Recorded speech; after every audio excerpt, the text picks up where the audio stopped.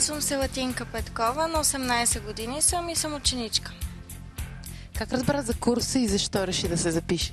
Благодарение на майка ми, тя беше участник в една от групите, свали до момента 30 кг и тя беше моята мотивация да пробвам и да се науча на нещо ново. А ти колко килограма свали до момента? Ами 2, които за мен са достатъчни. Защо един млад човек, който няма нужда от сваляне на килограми и се записва на курс по правилно хранене? Ами според мен е много важно още от ранна възраст да младите хора да разберат всъщност значението на храненето и че не е нужно да стигаме до някакви крайни положения, за да разберем, че трябва да се грижим за организма си и за храненето си.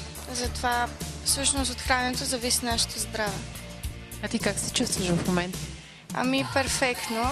Всъщност, аз не съм отслабнала кой знае колко, но извършвам много мисловна дейност, защото съм ученичка и се чувствам много по-активна и жизнена.